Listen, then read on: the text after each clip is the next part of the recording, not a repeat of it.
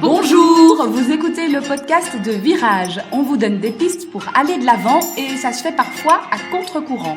Si face à un problème, quel qu'il soit, vous vous êtes déjà dit « j'ai tout essayé, rien ne va, je ne sais plus quoi faire », alors vous êtes au bon endroit.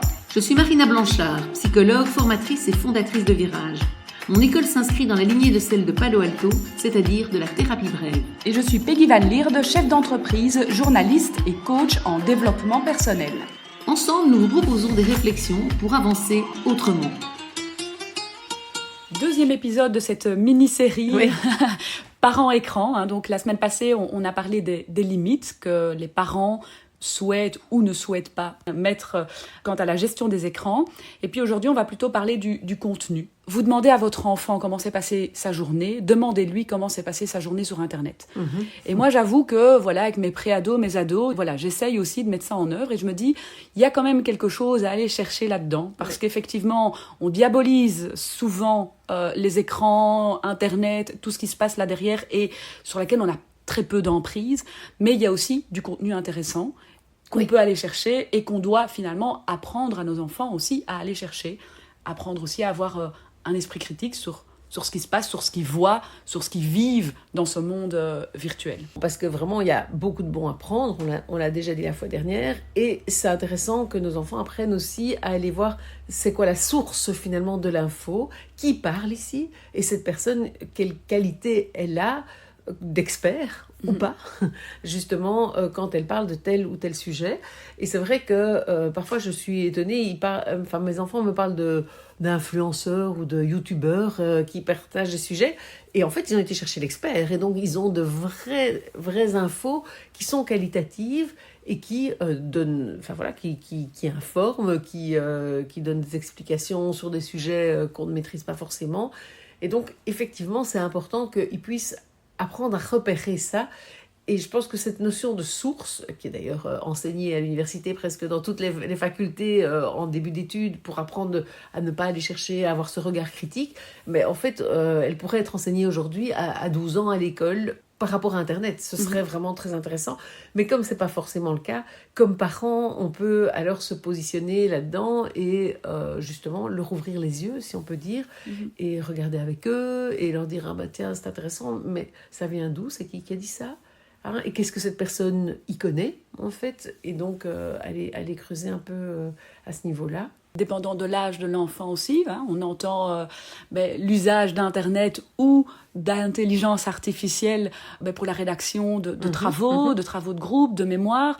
Et puis parfois, c'est à double tranchant, parce que parfois, on a vite fait de remarquer qu'il s'agit d'un copier-coller, et le danger est grand de redoubler, de se voir face à un échec. Et donc finalement, parfois, cette tentation doit être mise en balance avec l'esprit critique de nouveau ou avec la recherche de sources pour voir est-ce que c'est bien fondé de penser que tout ce qui est dit ici est bon à prendre, quoi. Oui, tout à fait. En fait, c'est vraiment cette logique de pas, plutôt que de s'opposer de manière systématique à Internet, et à ce moment-là, on perd finalement le contact de nos enfants avec Internet, un peu cette idée, comment s'est passée ta journée sur Internet, si j'ai toujours dit, moins tu regardes d'écran, mieux c'est, etc., et que je me suis toujours opposée, forcément, l'enfant, il va jamais me parler de ce qu'il regarde sur les écrans. Et du coup, on perd alors cette possibilité de leur apprendre à bien les gérer, ces écrans, à aller justement chercher les infos intéressantes. Et donc, je pense que ça, c'est vraiment quelque chose d'important, c'est de se dire, en le rejoignant à côté de son écran, si on peut dire, on va pouvoir lui apprendre à les utiliser de manière intelligente, de éventuellement utiliser de l'intelligence artificielle, mais sans faire le bête copier-coller, mais permettre que l'intelligence artificielle me donne des infos sur quelque chose, et puis moi je retravaille le texte pour qu'il soit personnel et que je m'implique moi-même, parce que l'intelligence artificielle a quand même de très bons côtés, elle est assez époustouflante déjà, et je pense que ça peut vraiment être un complément à l'être humain qui est intéressant. Si maintenant on dit « oui, il faut payer ma question, que tu l'utilises, etc. » il risque de l'utiliser quand même, parce qu'aujourd'hui, c'est la réalité de nos jeunes, et il ne saura pas bien comment l'utiliser. Il va peut-être, par contestation, l'utiliser trop, du coup. Alors que si on est avec lui dans cette logique-là, on va lui permettre de l'utiliser de manière intelligente et d'en faire quelque chose de bon pour lui. En parlant des sources, ben voilà, soit on est dans des textes, on ne sait pas très bien d'où ils viennent, on essaye de trouver la source, soit en fait la source c'est parfois aussi simplement nos amis, là je pense aux réseaux sociaux, Oui. hein. Et là finalement c'est cette vie virtuelle qui nous échappe un peu en tant que parents, parce que clairement il y a des amitiés qui continuent à se vivre sur la toile, Oui. et là Oui. aussi il y a un équilibre à chercher, dire ben, est-ce que dans la vraie vie tu ferais ça, tu commenterais de telle façon, enfin c'est pas toujours facile comme parent de se positionner par rapport à cette vie qui se passe sur les réseaux sociaux et qui nous échappe. En fait, c'est un peu rigolo parce que quelque part, la vie à l'école nous échappe tout à fait. Oui. Aussi. Et on a l'impression que la vie sur les réseaux sociaux est plus dangereuse parce qu'on n'a pas vécu, nous, forcément, comme étant jeune, etc.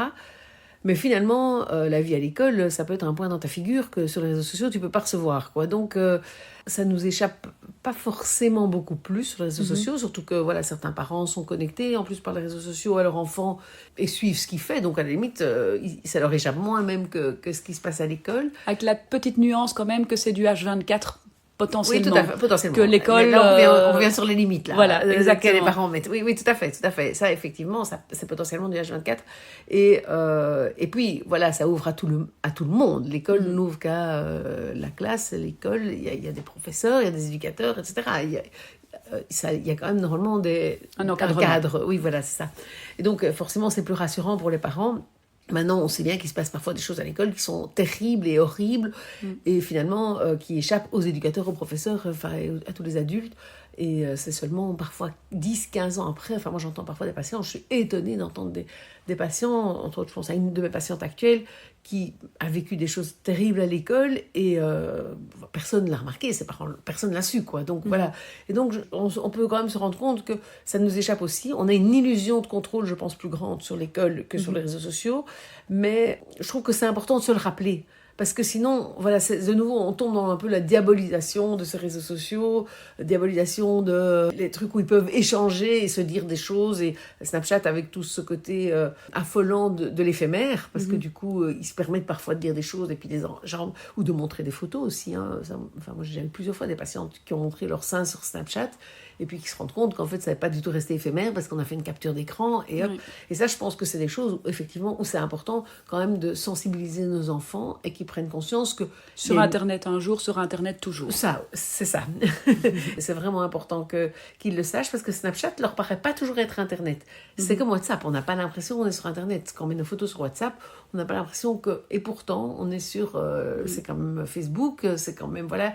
Et on sait bien qu'elles ne nous appartiennent plus vraiment. Enfin voilà, donc... et ça, c'est vrai que toute cette prise de conscience-là, au niveau du fonctionnement même d'Internet, en fait, est importante aussi. Alors voilà, on ne peut pas leur faire des longues leçons parce que ça va les saouler. Donc l'idéal, c'est de trouver justement des youtubeurs, des gens qui parlent leur langage peut-être plus que nous et qui n'ont pas la posture peut-être des parents, mais qui expliquent ça. Et il y a des vidéos qui expliquent très bien comment TikTok utilise et manipule finalement les jeunes. Enfin, je trouve qu'il y a des vidéos qui le montrent bien, et je pense que c'est intéressant d'aller les prendre justement par leur mode de fonctionnement, qui montre que non seulement on prend en compte les youtubeurs, on trouve pas que tout Internet c'est tout à bannir, parce que ça, je pense que ça c'est le premier mouvement, c'est surtout qu'il n'ait pas l'impression que les parents, tout ce qui est écran c'est mal, parce que si vous passez ce message-là, vous n'aurez plus aucun contact, enfin, comme on l'a déjà dit, et je pense que c'est vraiment le gros danger. Donc c'est vraiment important de valoriser les écrans pour certaines choses, de pouvoir aller chercher des infos là pour leur montrer, parce que ça passera, c'est leur langage qu'on utilise en fait, et donc ça passera mieux. Et du coup, de pouvoir effectivement les mettre en garde et qu'ils apprennent cette gestion des écrans. Et c'est vrai, nous sommes responsables, nous comme parents, finalement, de les aider à gérer tout c'est par là que sinon personne ne leur apprend à gérer, et donc ils apprennent au petit bonheur la chance, et c'est un peu en fonction des chouettes rencontres qu'ils font sur les réseaux sociaux, ou moins chouettes rencontres, qu'ils vont apprendre à se protéger, mais parfois ça passe par des coups qu'on se prend. Alors c'est pas le coup de poing, mais ce sont des coups qui font mal quand même. Ça peut être des gros moments de souffrance, oui, effectivement. Oui. Et avec beaucoup d'isolement, si en plus je peux pas en parler à mes parents, parce qu'en fait j'étais pas censée être sur Internet. Et c'est pour ça que c'est vraiment important de garder ce dialogue ouvert, pour qu'au moins si jamais ça se passe, ils puissent venir dire j'ai fait un truc, peut-être j'aurais pas dû, etc. Parce que si ils ouvrent leur compte Facebook en cachette, et j'ai des patients qui font ça parce que les parents veulent pas entendre parler, etc.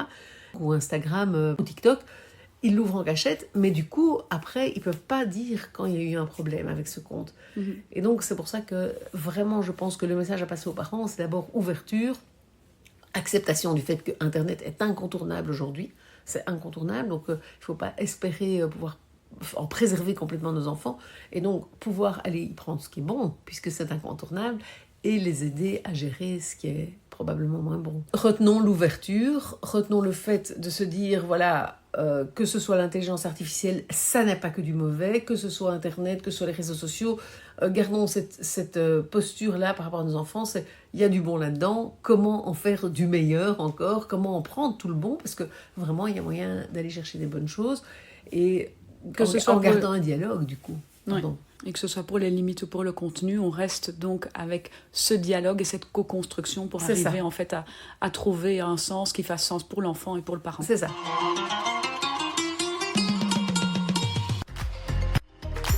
Si vous aimez ce podcast et que vous ressentez le besoin d'avoir des clés plus personnelles pour un changement quel qu'il soit dans votre vie, n'hésitez pas à vous rendre sur le site www.virage-consultation, les deux au pluriel.com. Une équipe de coachs et de psy est prête à vous aider pour avancer autrement.